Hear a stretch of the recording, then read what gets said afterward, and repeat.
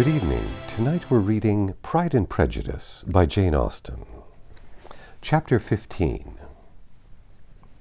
Mr. Collins was not a sensible man, and the deficiency of nature had been but little assisted by education or society. The greatest part of his life having been spent under the guidance of an illiterate and miserly father, and though he belonged to one of the universities, he had merely kept the necessary terms, without forming at it any useful acquaintance. The subjection in which his father had brought him up had given him originally great humility of manner, but it was now a good deal counteracted by the self-conceit of a weak head. Living in retirement, and the consequential feelings of early and unexpected prosperity. A fortunate chance had recommended him to Lady Catherine de Bourgh when the living of Hunsford was vacant, and the respect which he felt for her high rank, and his veneration for her as his patroness, mingling with a very good opinion of himself, of his authority as a clergyman, and his right as a rector, made him altogether a mixture of pride and obsequiousness, self-importance and humility. Having now a good house and a very sufficient income, he intended to marry, and in seeking reconciliation with the Longbourn family, he had a wife in view, as he meant to choose one of the daughters, if he found them as handsome and amiable as they were represented by common report. This was his plan of amends, of atonement, for inheriting their father's estate, and he thought it an excellent one, full of eligibility and suitableness, and excessively generous and disinterested on his own part. His plan did not vary on seeing them. Miss Bennet's lovely face confirmed his views and established all his strictest notions of what was due to seniority, and for the first evening she was his settled choice. The next morning, however, made an alteration, for in a quarter of an hour's tete-a-tete with Mrs. Bennet, before breakfast, a conversation beginning with his parsonage house, and leading naturally to the avowal of his hopes, that a mistress for it might be found at Longbourn, produced from her, amid very complacent smiles and general encouragement, a caution against the very Jane he had fixed on. As to her younger daughters, she could not take upon her to say, she could not positively answer, but she did not know of any prepossession. Her eldest daughter she must just mention. She felt it incumbent on her to hint, was likely very soon engaged. Mr. Collins had only to change from Jane to Elizabeth, and it was soon done. Done while Mrs. Bennet was stirring the fire. Elizabeth, equally next to Jane in birth and beauty, succeeded her, of course. Mrs. Bennet treasured up the hint and trusted that she might soon have 2 daughters married, and the man whom she could not bear to speak of the day before was now high in her good graces. Lydia's intention of walking to Meryton was not forgotten. Every sister except Mary agreed to go with her, and Mr. Collins was to attend them, at the request of Mr. Bennet, who was most anxious to get rid of him and have his library to himself. For thither Mr. Collins had followed him after breakfast, and there he would continue, nominally engaged with one of the largest folios in the collection, but really talking to Mr. Bennet with little cessation of his house and garden at Hunsford. Such doings discomposed Mr. Bennet exceedingly. In his library he had been always sure of leisure and tranquillity, and though prepared, as he told Elizabeth, to meet with folly and conceit in every other room in the house, he was used to be free from them there. His civility, therefore, was most prompt in inviting Mr. Collins to join his daughters in their walk, and Mr. Collins, being in fact much better fitted for a walker than a reader, was extremely well pleased to close his large book and go. In pompous nothings on his side, and civil assents on that of his cousins, their time passed till they entered Meryton. The attention of the younger ones was then no longer to be gained by him. Their eyes were immediately wandering up in the street in quest of the officers, and nothing less than a very smart bonnet indeed, or a really new muslin in a shop window, could recall them. But the attention of every lady was soon caught by a young man whom they had never seen before, of most gentlemanlike appearance, walking with an officer on the other side of the way.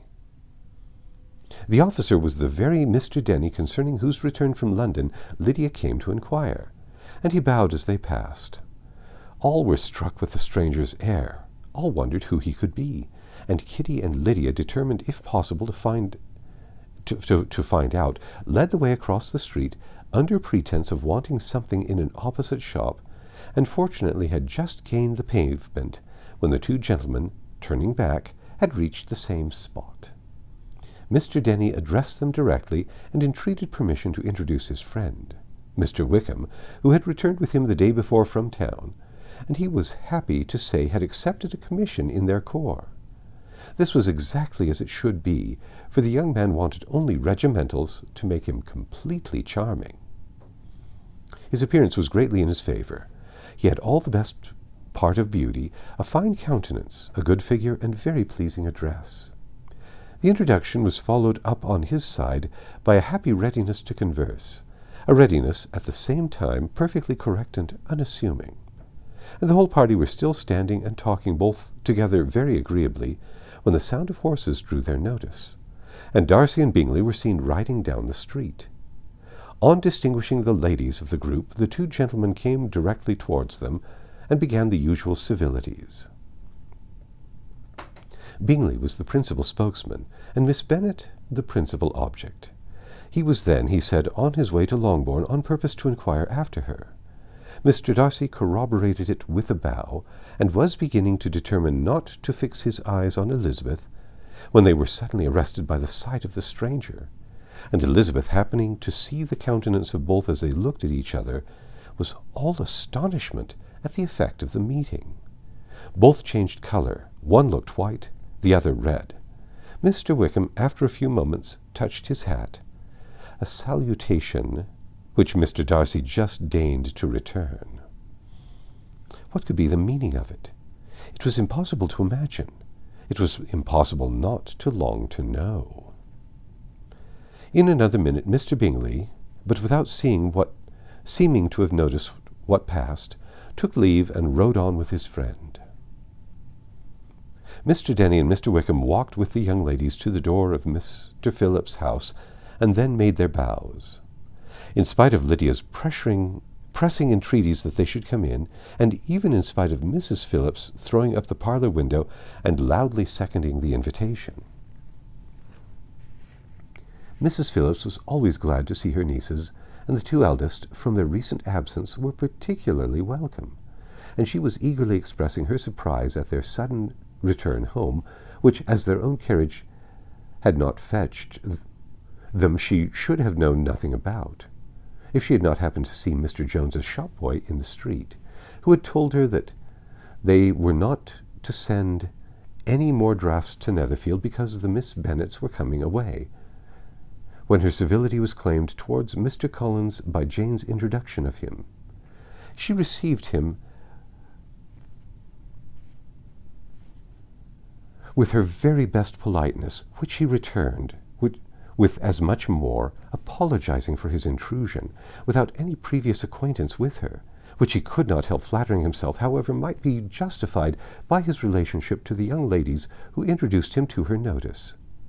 Mrs. Phillips was quite awed by such an excess of good breeding, but her contemplation of one stranger was soon put at an end by exclamations and inquiries about the other, of whom, however, she could only tell her nieces what they already knew, that Mr. Denny had brought him from London, and that he was to have a lieutenant's commission in the regiment. She had been watching him the last hour, she said, as he walked up and down the street, and had Mr. Wickham appeared, Kitty and Lydia would certainly have continued the occupation. But unluckily no one passed the windows now, except a few of the officers who, in comparison with the stranger, were become stupid, disagreeable fellows. Some of them were to dine with the Phillipses the next day, and their aunt promised to make her husband call on Mr. Wickham and give him an invitation also, if the family from Longbourn would come in the evening. This was agreed to, and Mrs. Phillips protested that they would have a nice, comfortable, noisy game of lottery tickets, and a little bit of hot supper afterwards. The prospect of such delights was very cheering, and they parted in mutual good spirits. Mr. Collins repeated his apologies in quitting the room, and was assured with unwearying civility that they were perfectly needless. As they walked home, Elizabeth related to Jane what she had seen passing between the two gentlemen, but though Jane would have defended either or both, had they appeared to be wrong, she could no more explain such behavior than her sister. Mr. Collins, on his return, highly gratified Mrs. Bennet by admiring Mrs. Phillips's manners and politeness. He protested that, except Lady Catherine and her daughter, he had never seen a more elegant woman, for she had not only received him with the utmost civility, but had even pointedly included him in her invitation for the next evening, although utterly unknown to her before. Something, he supposed, might be attributed to his connection with them, but yet he had never met with so much attention in the whole course of his life. That's the end of chapter 15. Come back tomorrow and we'll read chapter 16.